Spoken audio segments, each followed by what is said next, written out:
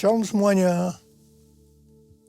Menurut kalender Ibrani, dari tanggal 3 Oktober 2024 sampai dengan 23 September 2025, kita memasuki tahun 5785, yaitu tahun PH.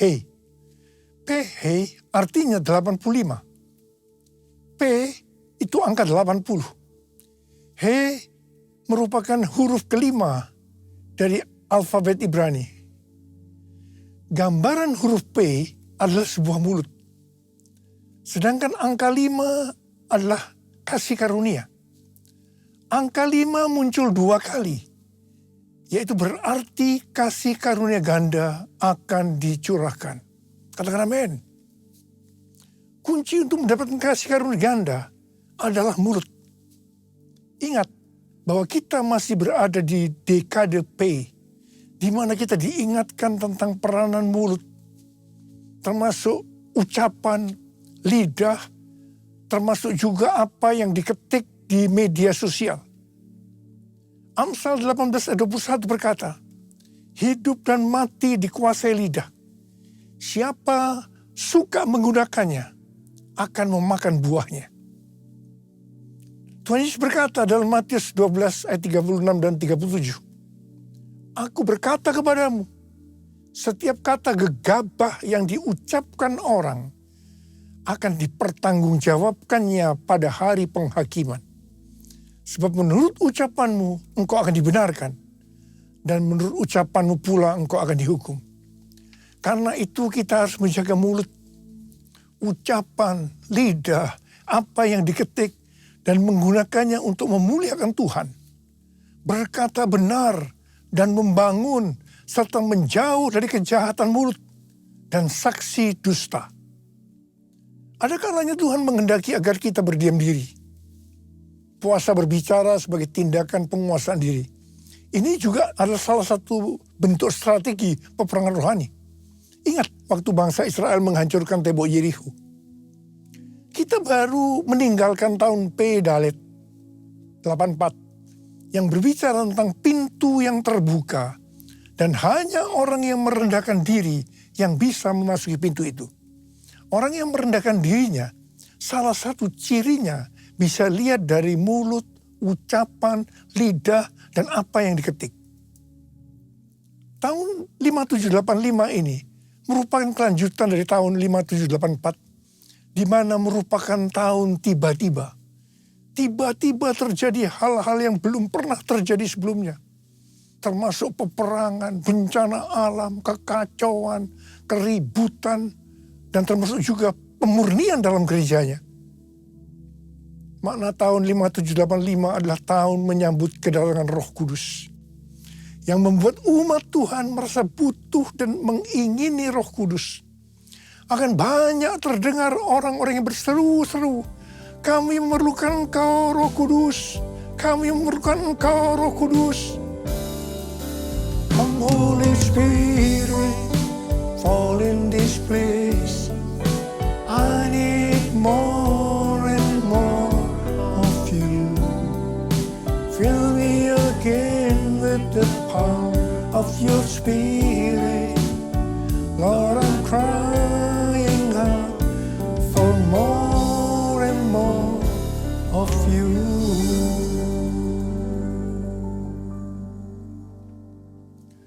Setelah terjadi hal-hal yang dinubuatkan pada tahun 5784, maka sekarang kita melihat dan merasakan Roh Kudus dicurahkan luar biasa. Pentakosta ketiga sedang dicurahkan luar biasa. Harvest now, Jesus for everyone. Harvest now, Jesus for everyone. Gambaran kuno dari huruf H adalah seperti orang yang mengangkat tangan. Hari-hari ini akan banyak orang-orang yang mengangkat tangan untuk berdoa, memuji dan menyembah Tuhan. Karena lawatan Roh Kudus Pentakosta ketiga yang dahsyat terjadi. Ini kasih karunia ganda Tuhan. Makna angka 5, H, juga kita bisa lihat pada saat Tuhan Yesus memberkati 5 roti dan 2 ekor ikan untuk memberi makan 5.000 orang laki-laki. Juga dalam Kisah Para Rasul 3 dan 4 ketika Petrus dan Yohanes menyembuhkan orang yang sakit lumpuh sejak lahir. Dan setelah itu mereka memberitakan Injil. Maka jumlah orang yang menjadi percaya bertambah kira-kira 5.000 orang laki-laki. Angka 5.000 ini berbicara tentang penuaian jiwa yang besar. Penuaian jiwa yang terbesar dan yang terakhir sedang terjadi. Mereka sedang melihat tanda dan mujizat yang luar biasa. Pada saat Roh Kudus dicurahkan, maka akan terjadi seperti yang dituliskan dalam Yesaya 32 ayat 15 sampai 17 yang berkata, sampai dicurahkan kepada kita roh dari atas, maka padang gurun akan menjadi kebun buah-buahan. Dan kebun buah-buahan itu akan dianggap hutan. Di padang gurun selalu akan berlaku keadilan. Dan di kebun buah-buahan akan tetap ada kebenaran. Di mana ada kebenaran, di situ akan tumbuh damai sejahtera. Dan akibat kebenaran ialah ketenangan dan ketentraman untuk selama-lamanya. Sebelum Roh Kudus dicurahkan dalam hidup kita, sebelum kita dipenuhi dengan Roh Kudus, maka kita ini diibaratkan sebagai padang gurun. Keadilan akan tinggal di padang gurun. Jadi yang dituntut selalu keadilan. Mata ganti mata, gigi ganti gigi, tidak ada maaf bagimu. Tapi pada saat kita dipenuhi Roh Kudus, maka kita diibaratkan menjadi kebun buah-buahan. Kita akan berbuah dengan lebatnya. Kita selalu akan melakukan kebenaran. Dikatakan di mana ada kebenaran, di situ akan ada damai sejahtera. Buah dari damai sejahtera ialah ketenangan dan ketentraman untuk selama-lamanya. Amin.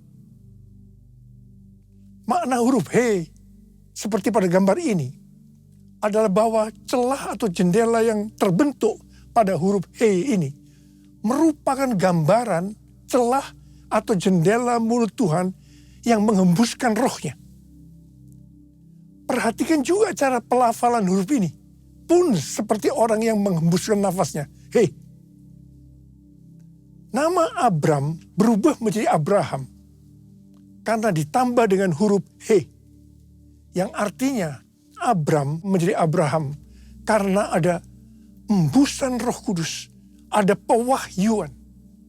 Hembusan Roh Kudus atau pewahyuan akan membuat banyak orang menjadi berani dan bertindak dengan iman seperti Abraham yang taat pada perintah Tuhan. Abraham taat untuk menuju kemana Tuhan memanggil. Bahkan rela mempersembahkan Ishak anaknya yang tunggal. Mereka akan meninggalkan masa lalunya. Meninggalkan apa yang sudah familiar untuk menuju destiny yang Tuhan tentukan. Haleluya. Dalam tahun 5785 yang merupakan tahun pencurahan Roh Kudus, kita diingatkan tentang berbahasa roh atau berbahasa lidah. 1 Korintus 14 ayat 14 dan 15 berkata, sebab jika aku berdoa dalam bahasa lidah, rohkulah yang berdoa. Tetapi akal budiku tidak menghasilkan apa-apa. Jadi apakah yang harus kubuat? Aku akan berdoa dengan rohku, tetapi aku akan berdoa juga dengan akal budiku. Aku akan menyanyikan pujian dengan rohku, tetapi aku akan menyanyikan pujian juga dengan akal budiku. Manusia itu terdiri dari roh, jiwa, dan tubuh. Ketiganya harus berdoa, memuji, dan menyembah Tuhan. Tubuh, bisa angkat tangan, tepuk tangan, lipat jari. Jiwa atau akal budi dengan menggunakan bahasa yang kita mengerti. Tetapi kalau roh, itu harus dengan bahasa roh atau bahasa lidah. Kalau tidak berbahasa roh atau berbahasa lidah, berarti ada sesuatu yang kurang. Tidak sempurna. Karena itu saya harus terus berdoa buat kita semua. Supaya kita bisa berbahasa roh. Berbahasa lidah. Rasul Paulus berkata, aku mengucap syukur kepada Allah bahwa aku berbicara dalam bahasa lidah lebih daripada kamu semua. Ada pertanyaan, mengapa dalam ibadah orang berbahasa roh bersamaan, padahal 1 Korintus 14 ayat 27 dan 28 berkata bahwa hanya 2-3 orang yang boleh berbahasa roh. Satu persatu dan harus ditafsirkan. Nah, bedakan. Karunia bahasa roh untuk tujuan nubuatan dari atas ke bawah itu untuk membangun jemaat. Itu di 1 Korintus 14 ayat 27 dan 28. Hanya 2-3 orang bergantian yang boleh berkata dengan bahasa roh disertai penafsirannya. Tetapi kalau bahasa roh sebagai tanda awal baptisan Roh Kudus untuk tujuan penyembahan, artinya dari bawah ke atas untuk membangun diri sendiri. Ini boleh digunakan bersama dalam ibadah seperti 120 orang pada hari Raya Pentakosta. Atau 12 murid di Efesus dan lain-lainnya. Kubuka hati untuk Roh Tuhan. Kubuka hati menyembahmu Yesus.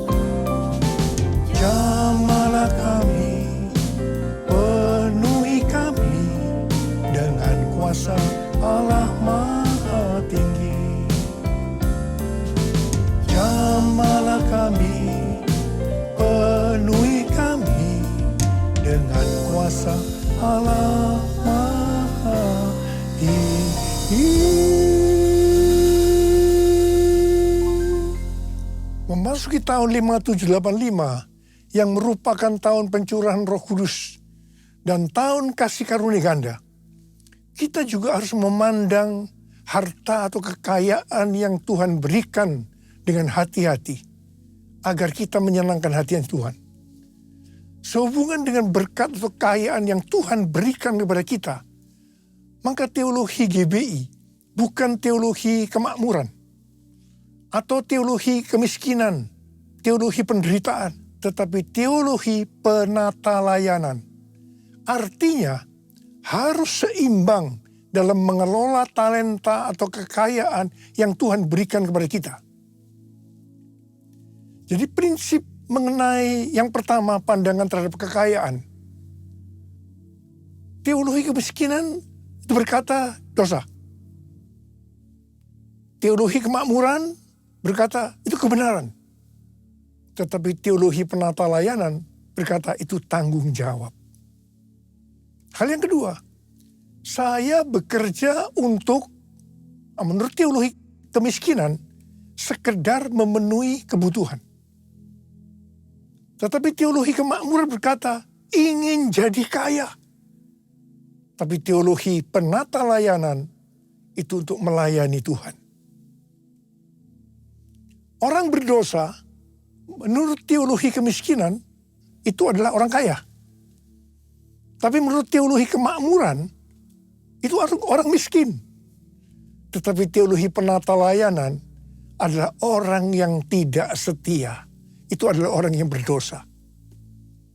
Kemudian yang keempat, saya memberi karena yang pertama, menurut teologi kemiskinan, kewajiban.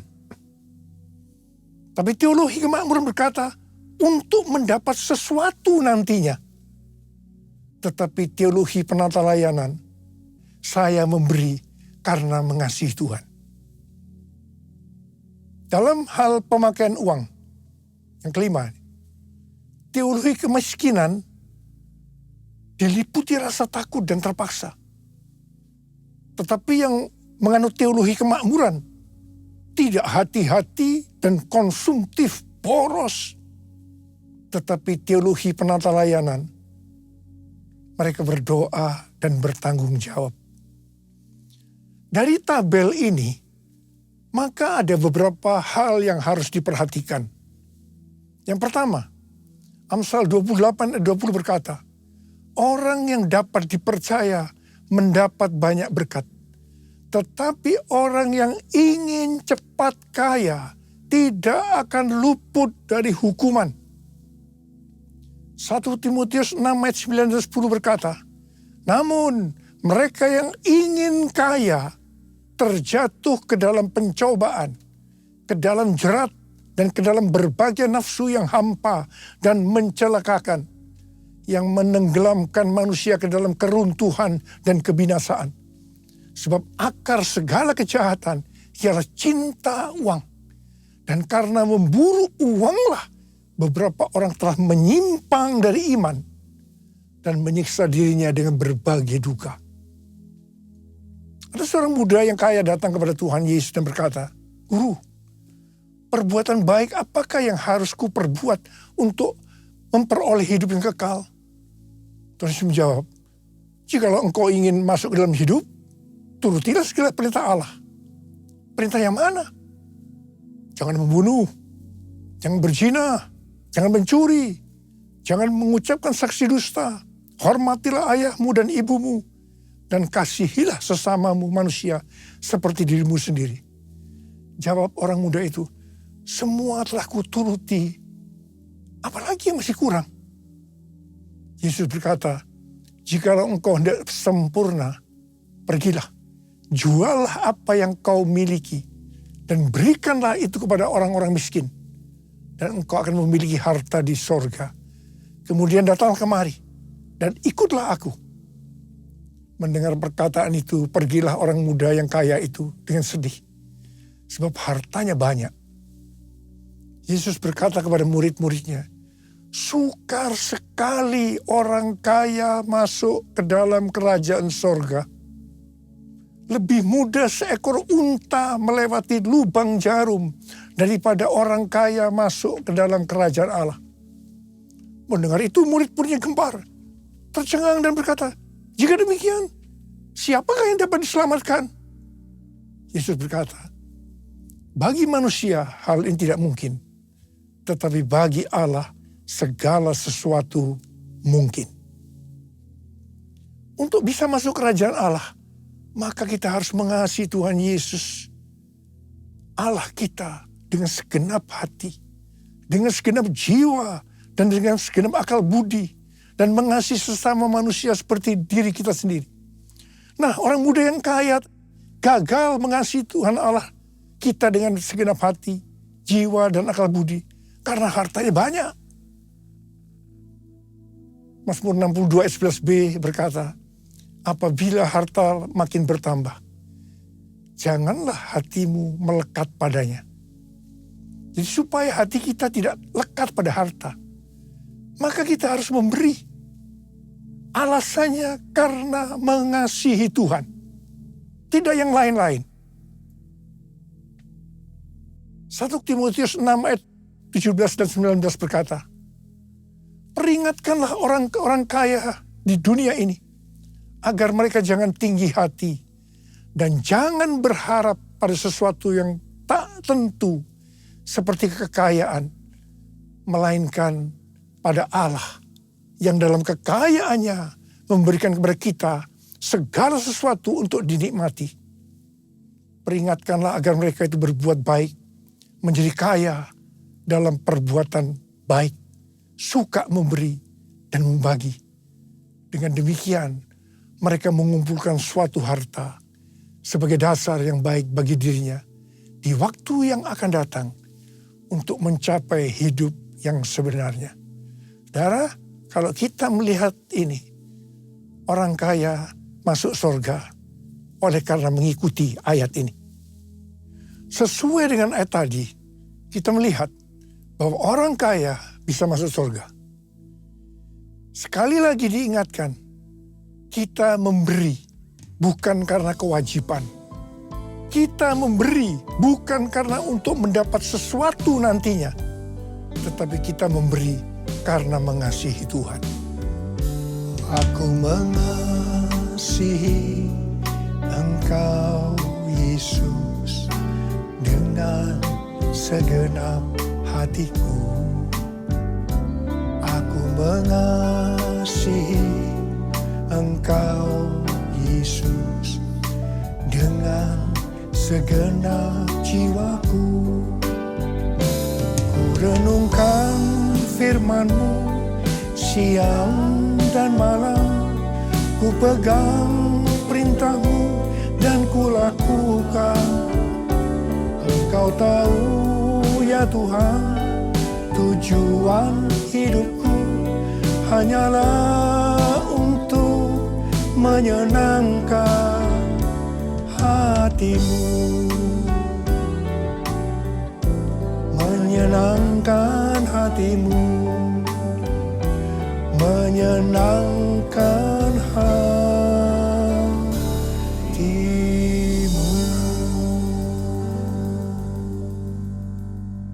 Tahun 5785, PH merupakan kelanjutan dari tahun 5784, P Dalet. Dalet atau angka 4 digambarkan sebagai pintu yang terbuka. Juga digambarkan seseorang dengan posisi yang membungkuk, menunduk, yang melambangkan kerendahan hati. Jadi hanya bagi orang yang rendah hati, pintu itu terbuka. Tahun 5785, PH adalah tahun kasih karunia ganda. Hanya bagi orang yang rendah hati, Tuhan akan membukakan pintu untuk mendapat kasih karunia ganda. Orang-orang congkak, sombong, tinggi hati tidak akan mengalami kasih karunia ganda. Peringatan kepada orang-orang yang sombong. Yang pertama, Allah menentang orang yang congkak, tetapi mengasihi orang yang rendah hati.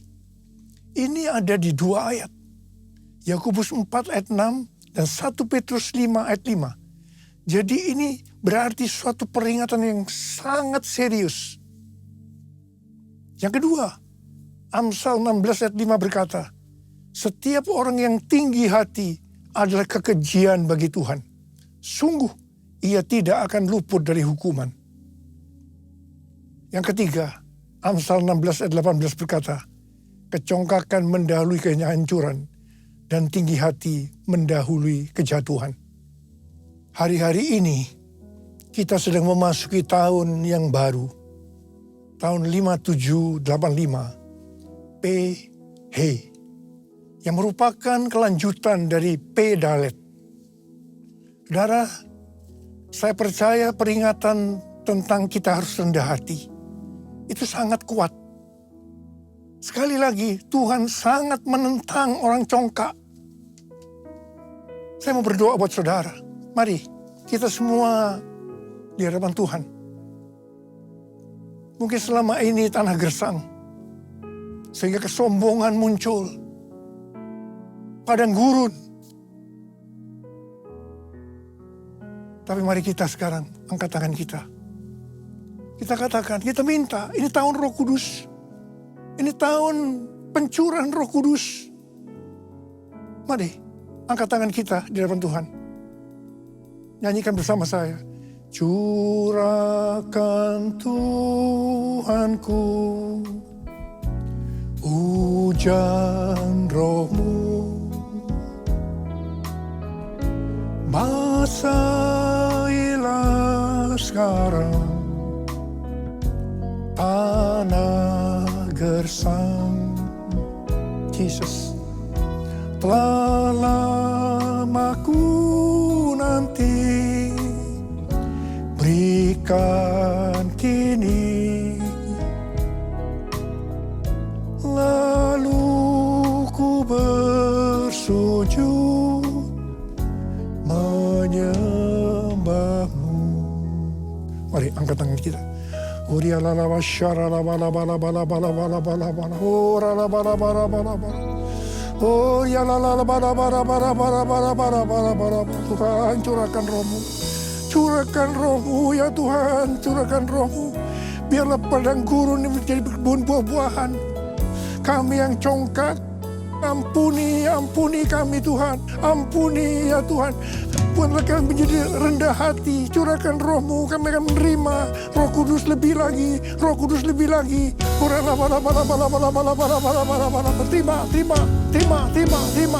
Terima. Telah lama ku nanti, berikan kini,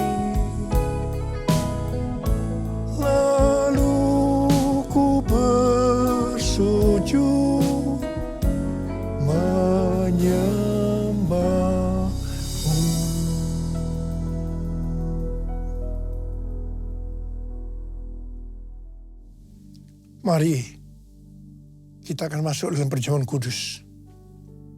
Kita akan mengingat ayat ini. Sebab setiap kali kamu makan roti ini dan minum cawan ini, kamu memberitakan kematian Tuhan sampai Ia datang. Perjamuan kudus adalah perjamuan Tuhan Yesus sendiri.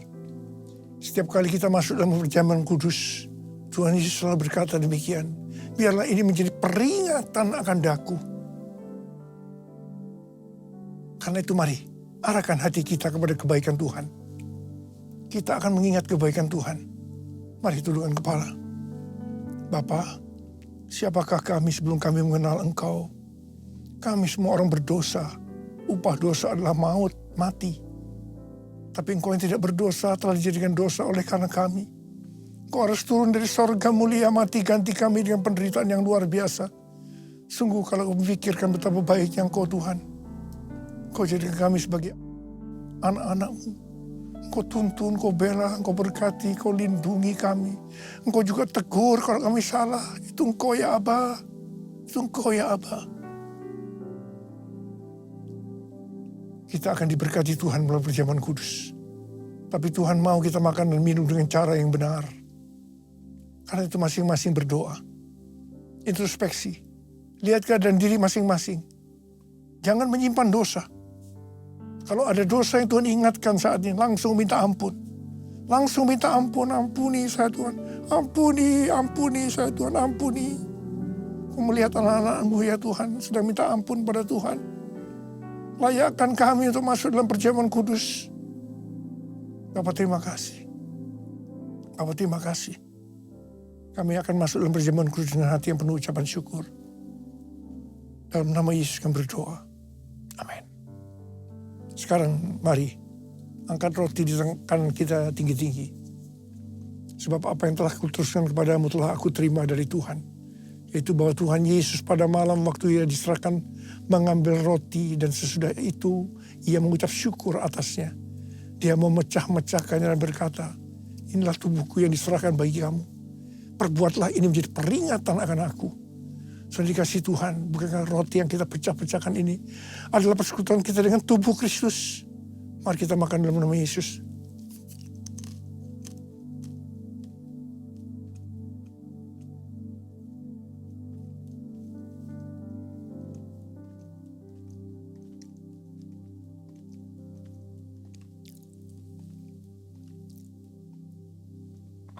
Angkat cawan di tangan kanan kita tinggi-tinggi. Demikian juga yang mengambil cawan sesudah makan lalu berkata, cawan ini adalah perjanjian baru yang dimeteraikan oleh darahku. Perbuatlah ini setiap kali kamu meminumnya menjadi peringatan akan aku. Saudara dikasih Tuhan, bukankah cawan pengucapan syukur yang atasnya kita ucapkan syukur adalah persekutuan kita dengan darah Yesus. Mari kita minum dalam nama Yesus.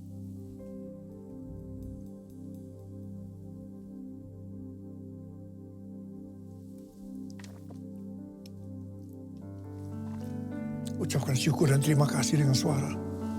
Tuhan terima kasih. Tuhan terima kasih ya Tuhan. Terima kasih ya Tuhan. Oh Tuhan terima kasih. Terima kasih ya Tuhan. Urala bala bala bala bala bala. Urala bala bala bala Tuhan. Jamah anak-anak-Mu satu persatu. Mereka membutuhkan jamahan Tuhan. Jamah mereka ya Tuhan. Mereka butuh pertolongan Tuhan. Saat ini Kau sedang menyembuhkan yang sakit. Sedang membebaskan yang terikat. Yang menghibur yang susah.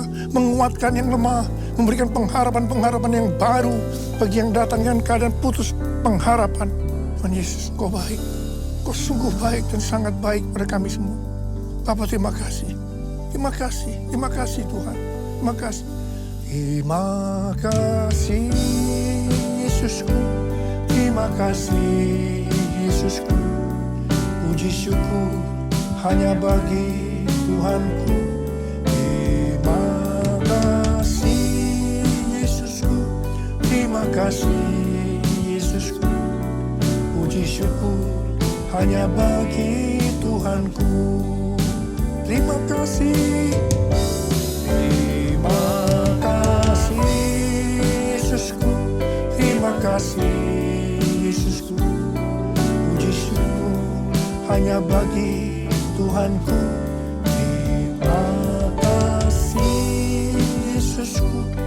terima kasih Yesusku.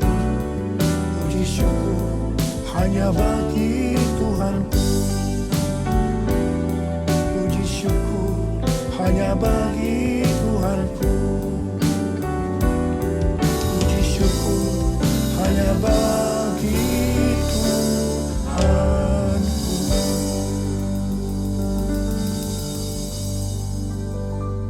Sekarang terimalah berkat Tuhan.